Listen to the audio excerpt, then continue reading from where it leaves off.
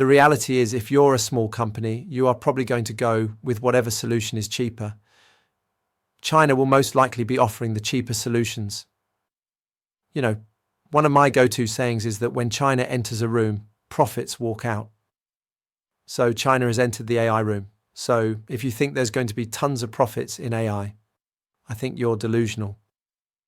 My 30 years of living in China have taught me that if you're competing with China, you've taken a wrong turn.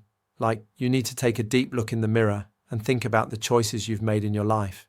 Because if you're competing with China, things are going to be very tough for you. So when it comes to AI, let's not kid ourselves. China is in the room. There will be no profits in that room. That's how it is. Let's talk about some American brands that bet big on China, not just from a manufacturing standpoint, but from having access to huge Chinese rising middle class. Well, going back to what I said, if you think that the big macro trend is that integration of Russia, China, India, how many US brands really participate in this? Look, the reason Tesla and Apple are no longer doing well in China, I don't think it's as much nationalist fervor or anti-American sentiment that might play a little bit into it. It's just their products aren't as good.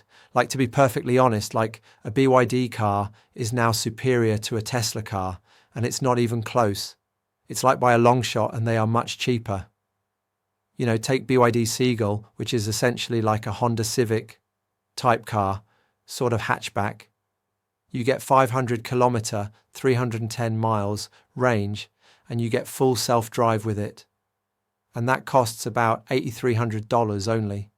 Like, how does Tesla compete with that? A Tesla will be 4 times that price.